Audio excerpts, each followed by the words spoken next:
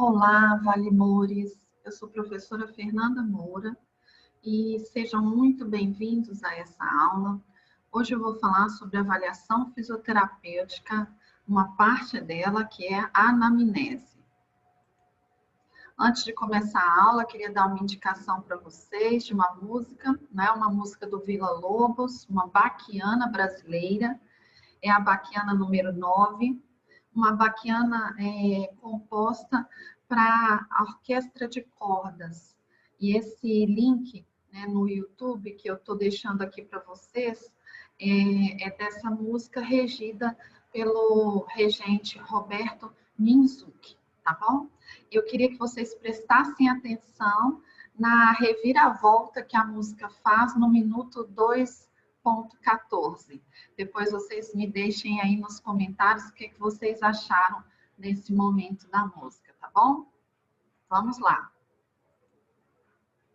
Pessoal, hoje nós temos os objetivos, né, a alcançar com essa aula, e eu pretendo que ao final da aula vocês sejam capazes de responder o que é avaliação subjetiva e o que é avaliação objetiva, o que é a anamnese, quais são os tipos de pacientes que nós vamos encontrar ao longo do caminho, quais as etapas da anamnese, tudo bem?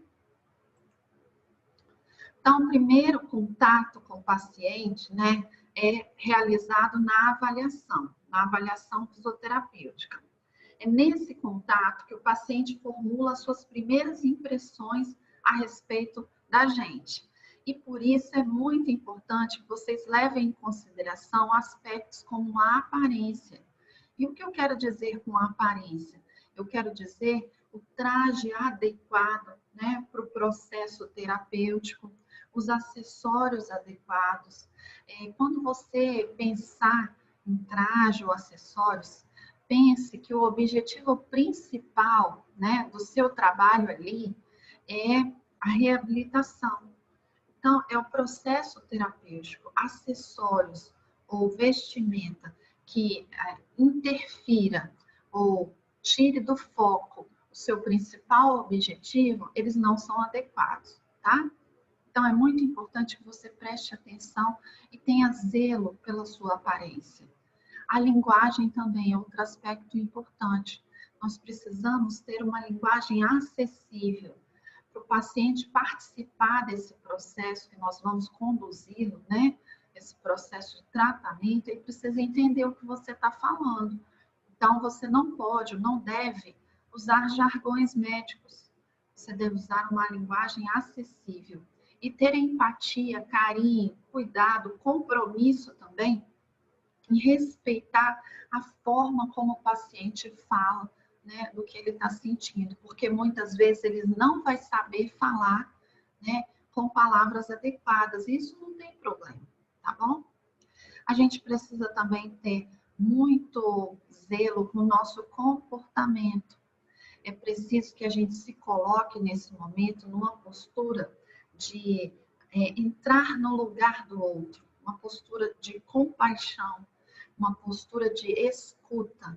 Mais do que isso, uma postura em que nós sejamos capazes de compreender o nosso paciente, fazer o reassurance, que significa tranquilizar o nosso paciente, deixá-lo seguro para que ele fale tudo que ele precisa falar ali para nós, tá? É preciso, então, ser paciente, demonstrar disposição para ouvir, chamar o paciente pelo nome próprio. Pessoal, eu costumo dizer que o nome da pessoa é o som mais doce que ela pode escutar naquele dia. Então, é muito importante que a gente chame o paciente pelo nome, que a gente conheça verdadeiramente o nosso paciente. Ele vai se sentir importante, vai se sentir notado, tá? E também que você tenha bom senso, né, para lidar com o humor, com as emoções, né, desse paciente, se for o caso. Então, queria deixar uma frase aqui para vocês refletirem. Na realidade, o estado de cada paciente não se manifesta na singularidade daquele momento, mas deve ser analisado, integrado o que está na raiz do sofrimento e na cura desse ser humano em particular. escutar não basta, é preciso ouvir. É preciso que a gente amplie a nossa escuta. Aquele episódio que trouxe o paciente até nós o incomoda muito. E é mais do que aquele momento. Tem todo um contexto envolvido nisso. Então, é preciso que nós sejamos sensíveis para identificar todos os fatores envolvidos, não só naquele episódio, né, mas no contexto da condição de saúde do indivíduo que a gente está avaliando. E aí, nesse percurso, nós vamos encontrar vários tipos de pacientes, né? Nós vamos encontrar pacientes ansiosos, nós vamos precisar fazer ou assegurar que eles fiquem tranquilos na nossa presença. Então, reassurance é muito importante aqui, o asseguramento, a tranquilização. A gente tem que manter um elo de confiança com o nosso paciente para que ele se sinta seguro e a gente possa conduzir o tratamento, né? Nós temos pacientes verborreicos, pacientes que falam muito, que contam histórias longas. Nesse processo, é preciso que a gente use técnicas para direcionar o paciente a nos dizer fatos importantes da história dele, né? Nós, como profissionais da saúde, precisamos ter técnicas capazes de direcionar esse diálogo também.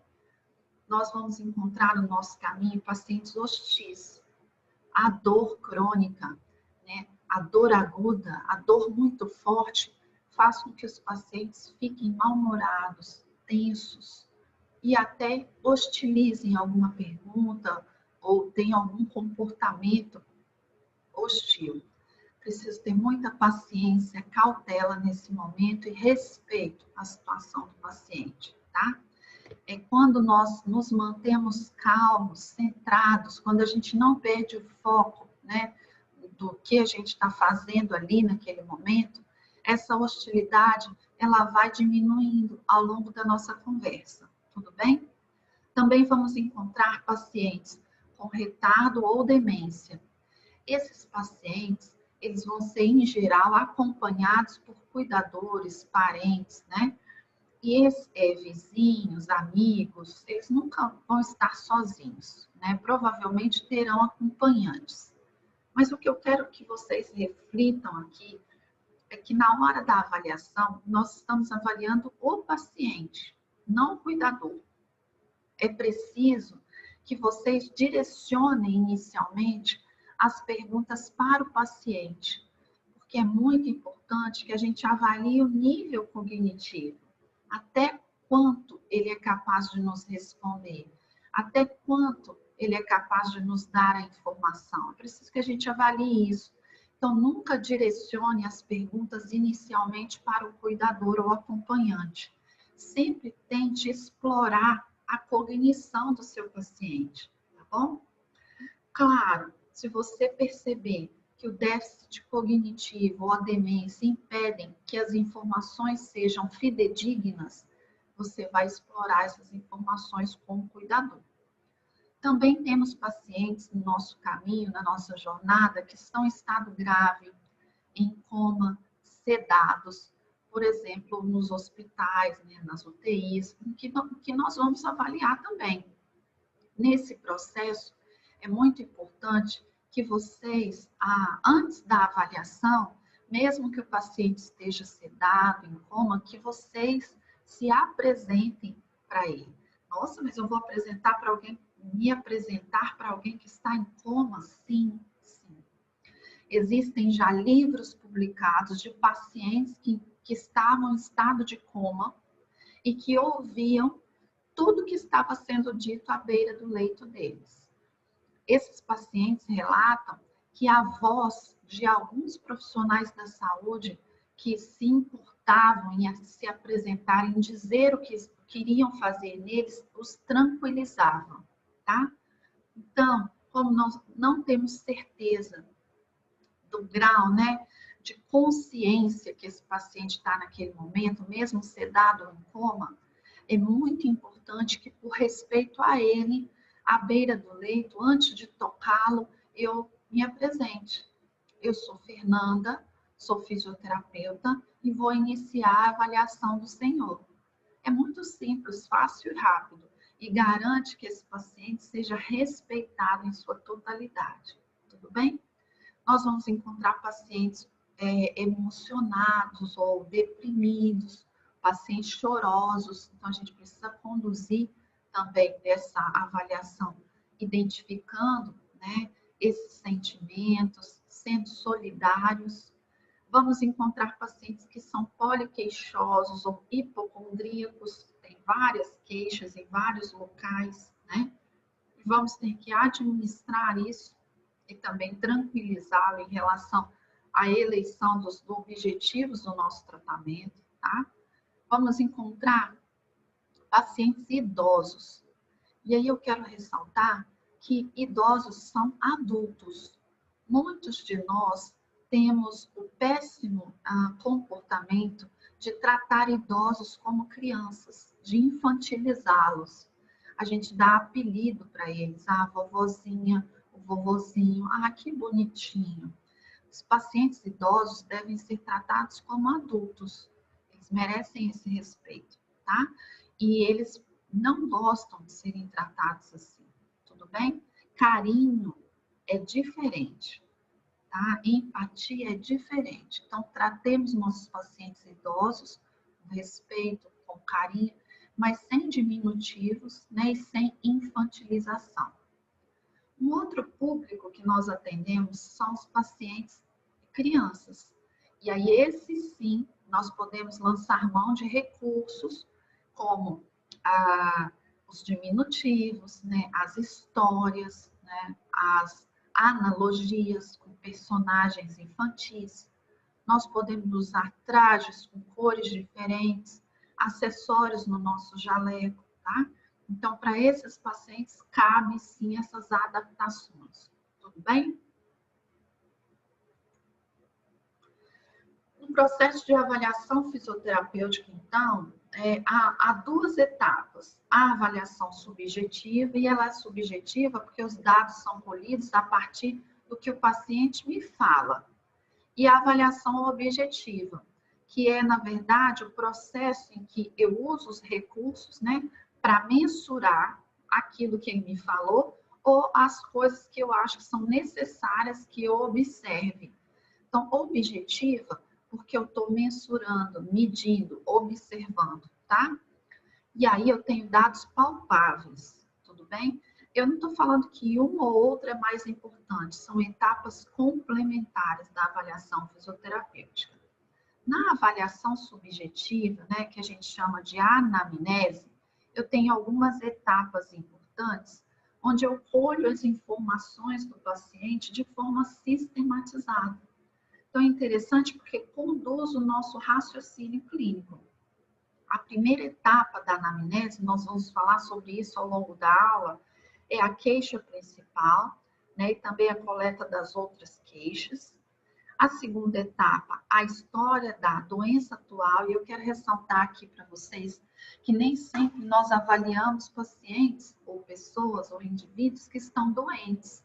Então, acho muito interessante a gente substituir história da doença atual por história da condição de saúde, que inclui gravidez, envelhecimento, por exemplo, que não são doenças, tá?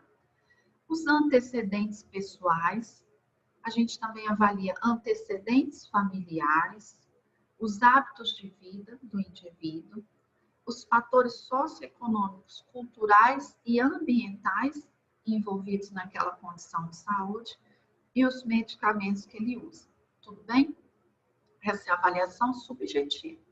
Na avaliação objetiva, o que nós avaliamos? Nós fazemos o exame físico e também podemos fazer a avaliação ambiental, que é ir até o local de trabalho, ir até o domicílio, nas visitas domiciliares que nós podemos fazer também, e fazer essa avaliação ambiental. Essa avaliação objetiva é possível de ser realizada. Na fisioterapia, na saúde do trabalhador, nós utilizamos muito avaliar o ambiente de trabalho. Também deixei uma outra etapa aqui, né, da avaliação fisioterapêutica, que é a avaliação dos exames complementares. Então, a gente recebe esses exames, avalia e escreve na nossa ficha o laudo e a data desses exames. Tudo bem? Então, vamos começar a falar da avaliação subjetiva, que é a anamnese. O que é a anamnese? A anamnese é trazer à mente todos os fatos que estão relacionados àquela condição de saúde, né? Dessa pessoa que demonstra alguma deficiência, limitação ou restrição à participação social. O que é importante, né, nesse momento?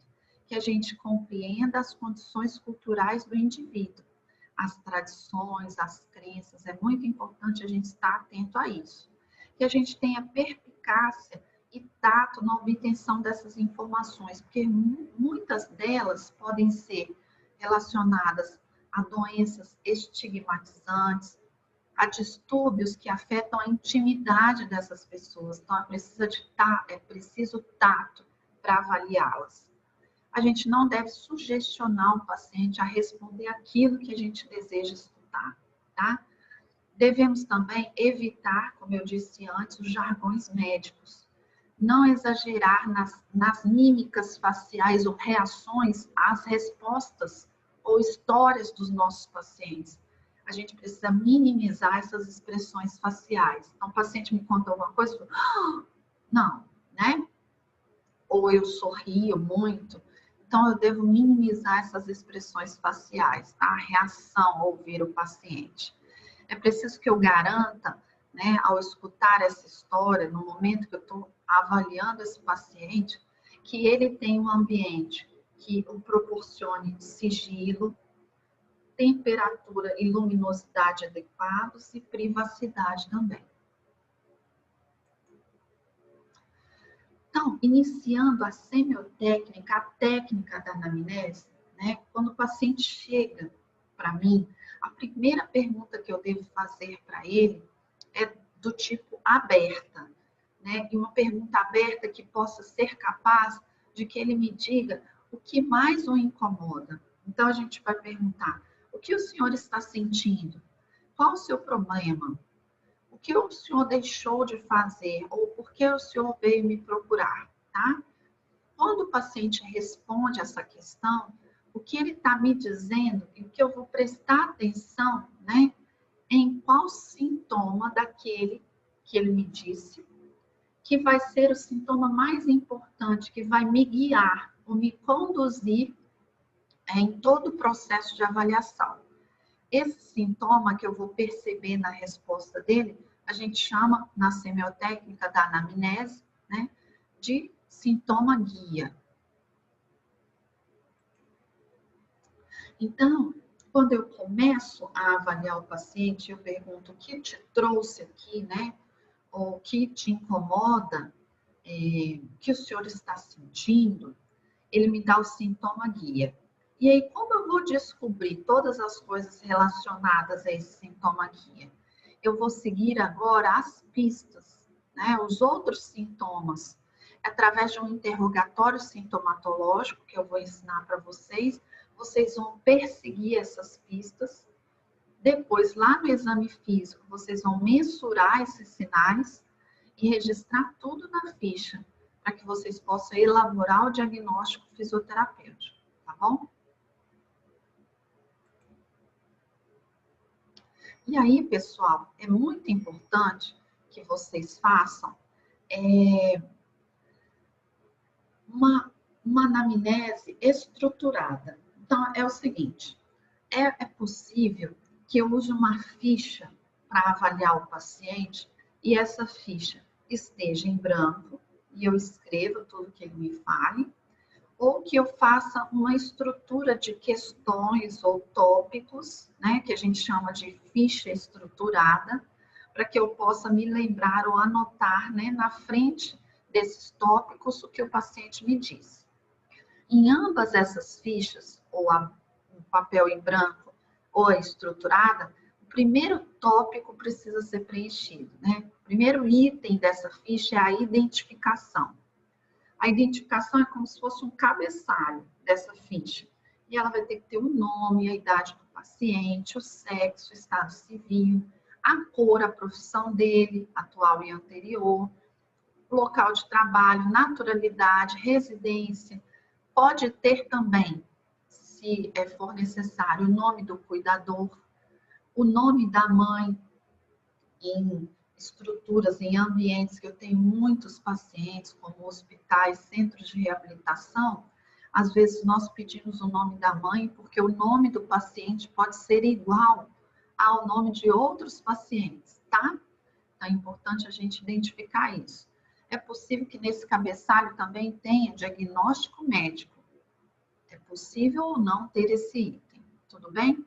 Então eu posso escolher trabalhar com uma ficha em branco ou uma ficha estruturada, mas ambas vão ter no seu topo, né, o cabeçalho de identificação do paciente. Eu aconselho vocês a trabalhar com uma ficha estruturada. É assim que eu vou seguir a nossa linha de raciocínio, tá bom?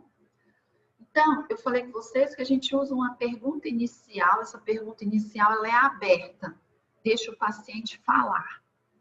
Depois que esse paciente me fala, a técnica, a semiotécnica da anamnese, prevê que eu direcione esse paciente para o que é mais importante na fala dele. E eu direciono com perguntas fechadas em geral. Eu vou dar exemplos para vocês. Olha, depois que ele já me disse a queixa dele principal, né, que é o sintoma guia, eu vou perguntar para ele: como a posição deitada afeta a sua dor nas costas? Então, perguntei para ele especificamente alguma coisa ainda de forma aberta. Ele vai me falar: a posição deitada faz com que eu sinta mais dor ainda, né? E aí eu quero investigar mais profundamente isso, mas direcionar, por exemplo, a um período do dia. Então, eu vou perguntar para ele: você sente alguma dor após ficar deitado a noite inteira? Então, estou perguntando se tem um período do dia que ele fica deitado muito tempo e ele sente dor, isso provoca dor. Aqui ele vai me responder ou sim ou não, então eu já estou direcionando a resposta para a informação que eu quero obter.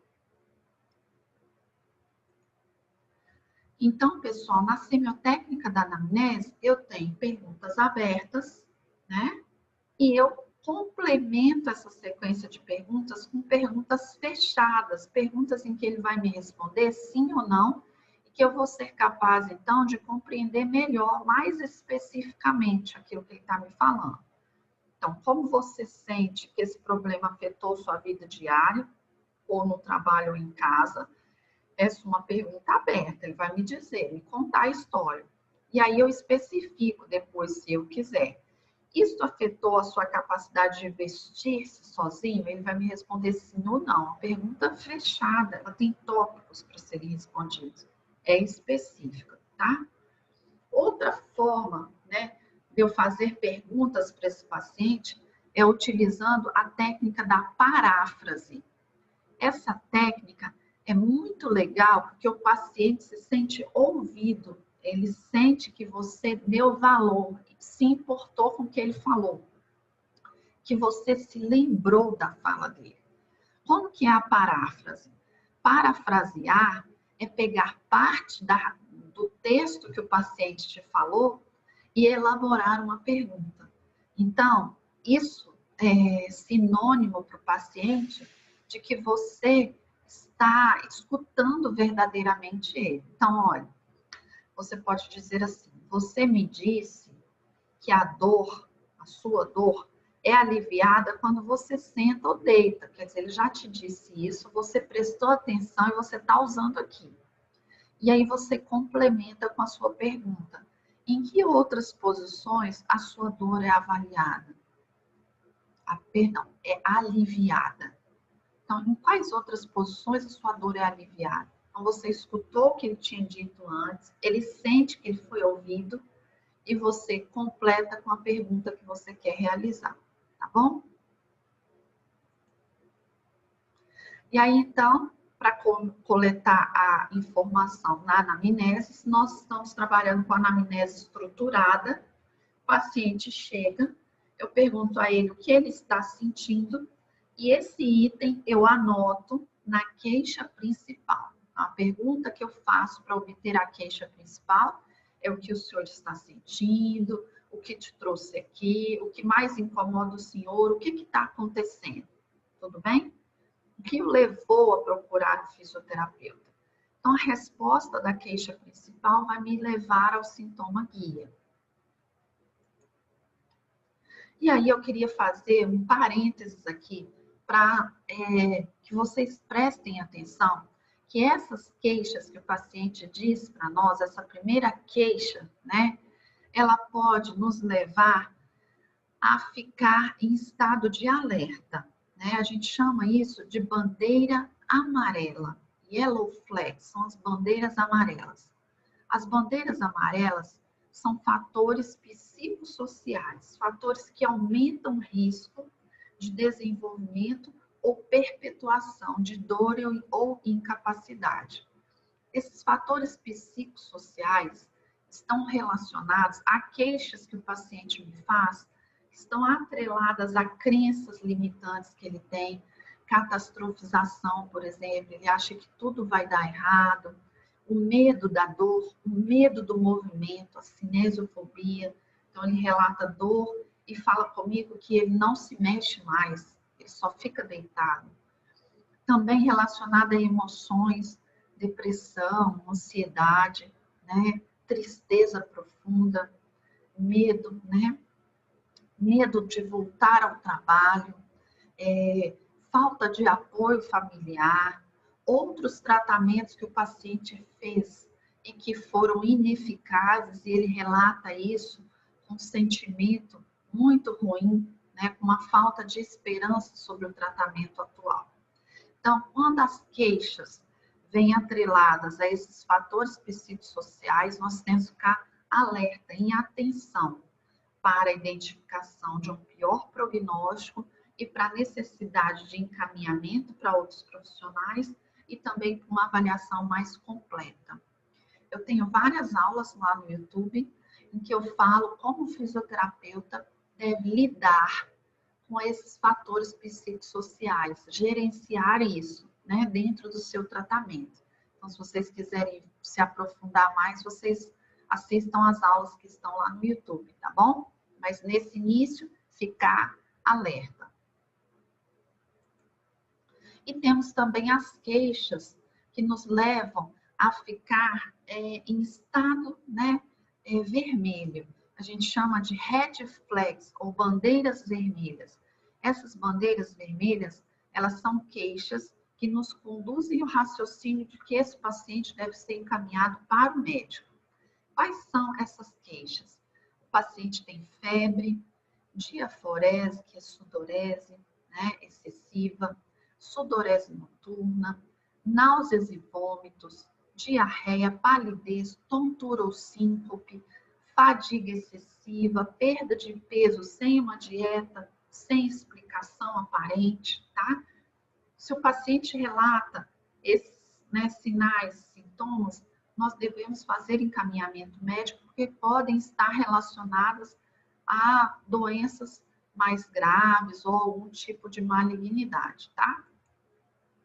Dor constante, ou dor noturna, sangramento vaginal em idosos pós-menopausa, dor ou sangramento urinar. O paciente está conosco e relata que tem taquicardia ou bradicardia, dificuldade para engolir, rouquidão, falta de ar, efeitos visuais ou mudanças na visão, visão turva, pontos de luminosidade nas vistas.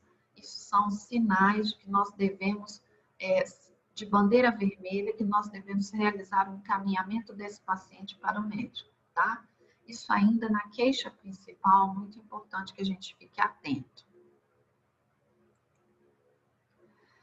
E aí, pessoal, depois que nós identificamos o sintoma guia, a gente vai fazer o relatório sintomatológico, né? No livro Semiologia Médica, do Selmo Celeno Porto, ele fala 10 características que nós devemos avaliar, um decálogo, né, desses sintomas. Esse decálogo é o que eu vou falar para vocês agora e que vocês vão explorar na história da condição de saúde. Então, o primeiro tópico da ficha é a queixa principal. O segundo tópico da anamnese é a história da condição de saúde. O que eu exploro aqui? Qual o local desse sintoma? Então, se ele aponta o sintoma, se o sintoma refere, né, para algum lugar. Então, eu sinto dor no ombro, mas vem aqui, ó, para o meu pescoço, né? A dor é referida. Se a dor é superficial ou profunda, ou o sintoma, né, é superficial ou profundo.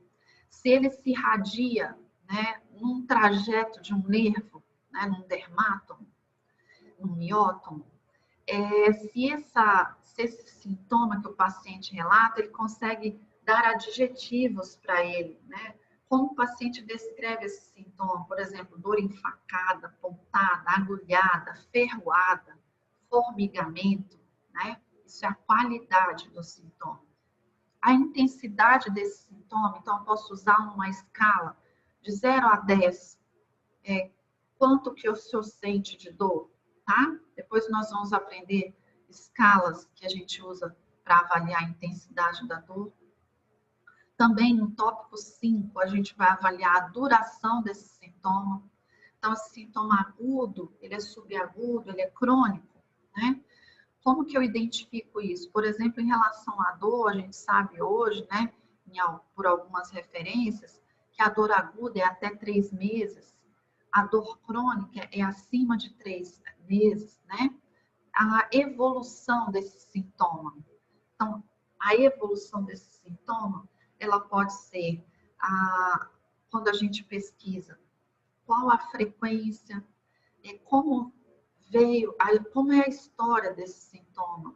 Ele tem episódios, ele foi constante, teve intervalo entre esses episódios. Durante esses episódios, houve aumento de volume local, edema. No tópico 7, a gente vai avaliar, isso é muito importante para nós, né? Quais são os fatores que diminuem esse sintoma? O que você faz que diminui esse sintoma? Né? Você se deita e melhora? Você fica em pé, melhora? Você faz exercício, melhora? Ou o exercício piora? E aí a gente vai observar o tópico 8, que são os fatores agravantes. Ficar sentado muito tempo no trabalho piora. Deitar de barriga para cima piora, tá? Então, a gente vai avaliar fatores atenuantes e fatores agravantes. No tópico 9 do decálogo, né, do relatório sintomatológico, a gente vai avaliar a relação com as funções orgânicas. Pessoal, existem dores, né, na região da pele que são de origem de órgãos profundos, né? Nós temos, por exemplo, uma dor retroesternal, que é descrita assim, retroesternal, que pode ir para o pescoço e para todo o membro superior esquerdo. Essa dor é uma dor de origem cardíaca, tá? Então, ela tem relação com funções orgânicas, com a função do coração. Outro exemplo é a dor lombar, que tem origem nos rins.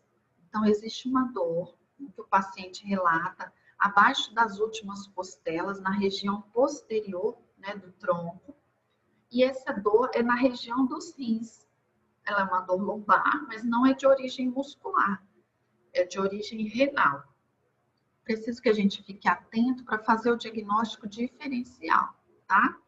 E as manifestações concomitantes. O paciente pode me relatar o seguinte: eu senti tanta dor que a minha mão ficou suando, eu fiquei gelado. Então, são manifestações concomitantes da dor. Eu tenho tanta dor de cabeça que eu tenho até vontade de vomitar. Manifestações concomitantes, tá bom? Explorar esse relatório sintomatológico é muito importante na história da condição de saúde. Além disso, quero ressaltar para vocês aqui que como nós, na fisioterapia, nos preocupamos muito com as atividades que o paciente realiza, né? E com o envolvimento social dele, né? Com a participação social dele, nós devemos, nesse relatório sintomatológico, acrescentar perguntas como: o que você deixou de fazer após o início dos seus sintomas? Por quê?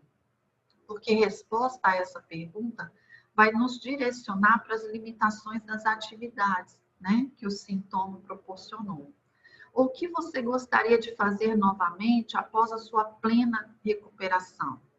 Também, com a resposta a essa pergunta, nós conseguimos identificar a dimensão da limitação das atividades e da restrição na participação social desse indivíduo por causa da condição de saúde.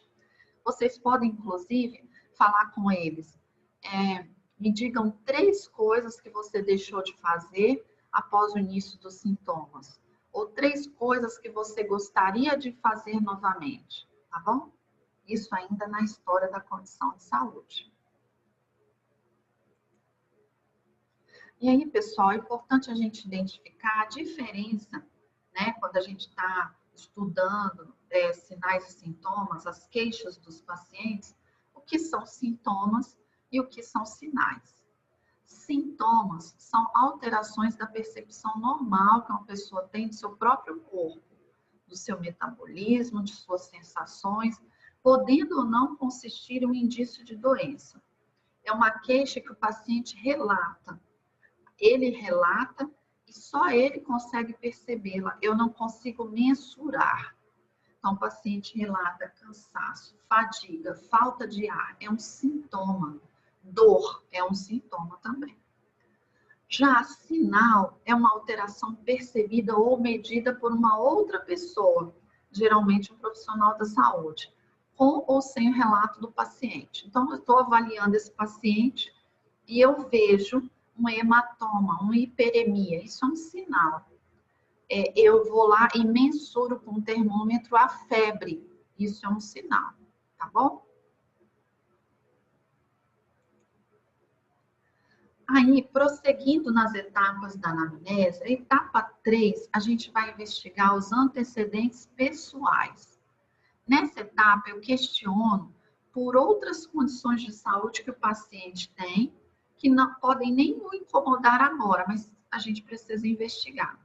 Por exemplo, se ele tem hipertensão, diabetes, problemas visuais ou auditivos, incontinência urinária, problemas respiratórios ou alergias, câncer, se tem doenças cardiovasculares ou já teve infarto agudo do miocárdio, se já passou por outras cirurgias ou outros tratamentos, tá?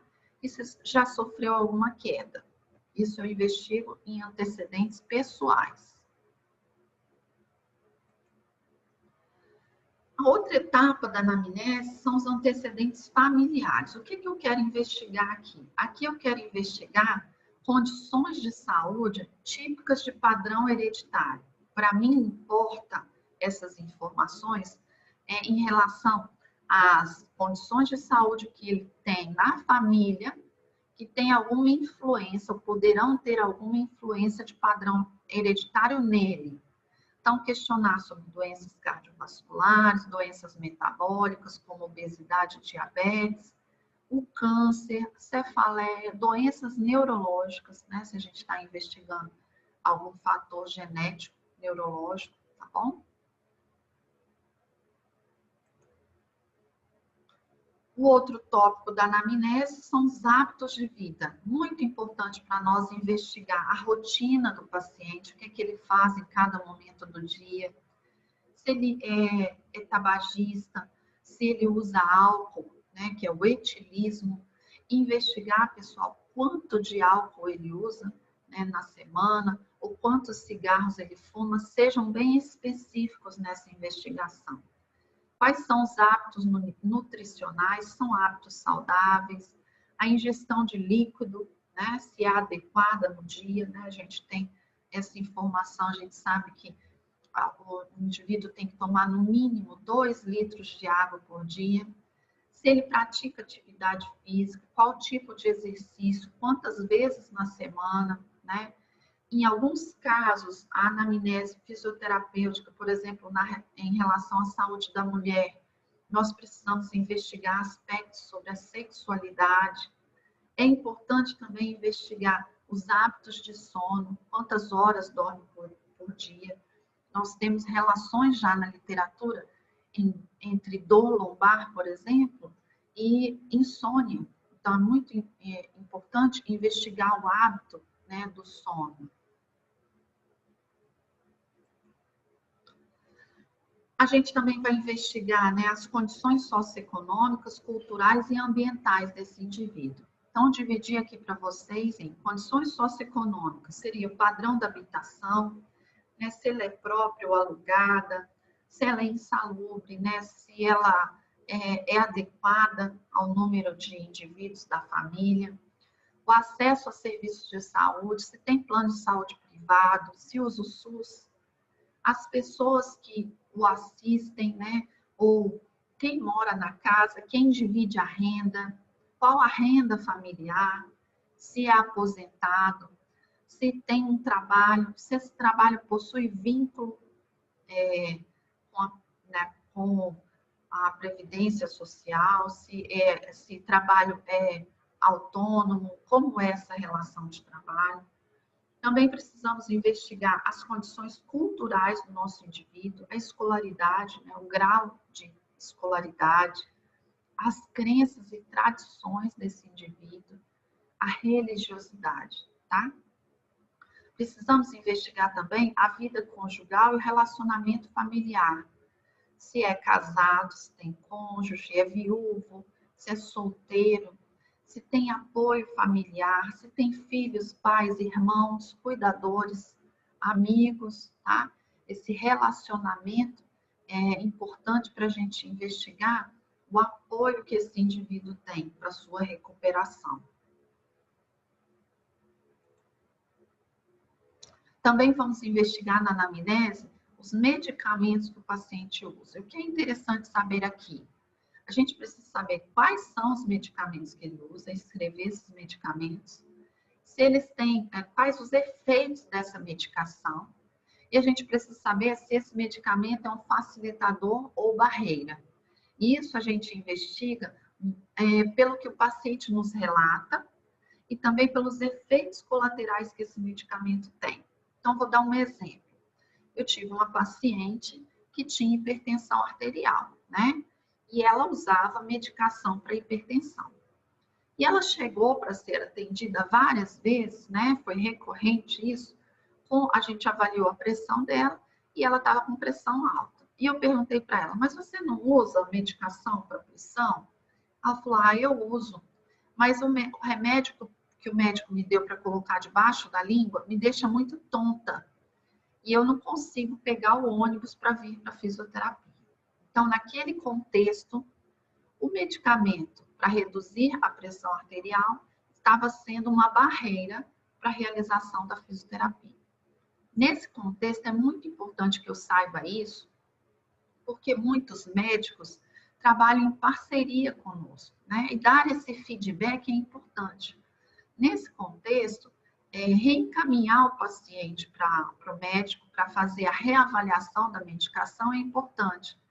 Muitas vezes é muito tranquilo isso. O médico troca a medicação e adequa, né? Os pacientes têm esses efeitos colaterais reduzidos. Então é importante a gente saber sobre isso. Existem efeitos colaterais de medicações que os nossos pacientes usam que a gente precisa conhecer e que podem ser barreiras para o tratamento também. Por exemplo, existem remédios que eles ocasionam desequilíbrio. Existem pacientes que tomam remédio para hipertensão, que são diuréticos também, e ele precisa ir várias vezes ao banheiro ao longo da sessão. Existem medicamentos que ocasionam efeitos hipnóticos, sedativos, que podem levar a quedas, então preciso considerar isso, tá? E anotar esses efeitos colaterais possíveis na minha ficha de anamnese. Outros registros que a gente pode fazer na ficha, né, não são, na verdade, a anamnese, mas a gente pode fazer na ficha, são registros dos exames complementares que o paciente já fez. Então, muitas vezes, eles trazem para nós, ou a gente pede para eles trazerem os exames complementares, o que é interessante saber em relação a eles. Quais foram os exames que o paciente fez, o tipo do exame, tomografia, ressonância, raio-x. Além disso, porque isso só, gente, não é suficiente. A gente precisa descrever o laudo do exame e, muito, muito importante, a data que ele foi realizado. Nós estamos falando, muitas vezes, de processos que cicatrizam, consolidam. Então, se eu avalio um raio-x que tem uma fratura, mas esse raio-x é de 3, 4 anos atrás, eu tenho que considerar que essa fratura já está consolidada. Tudo bem? Então, é muito importante registrar o laudo, mas também a data que esse exame foi realizado. Pessoal, então, eu queria dizer para vocês, deixar essa frase aqui no final, né? Que é uma frase de Nelson Mandela. Sempre parece impossível até que seja feito. Então, uma avaliação bem feita, né? Ela, às vezes parece impossível, mas a gente vai treinar, praticar, fazer, estudar, compreender, estar atento a todos os detalhes e é possível que uma avaliação perfeita seja feita, tá? Com a prática vocês vão melhorar e vão fazer cada dia melhor, tá bom? Queria agradecer a vocês por terem me assistido até aqui, tá? Queria dizer, se vocês gostaram dessa aula, que vocês curtam, deixem seus comentários, compartilhem, sigam o canal também, tá bom? E que vocês assistam as próximas aulas e os outros materiais que eu vou deixar aí para vocês, tá? Um beijo, tchau!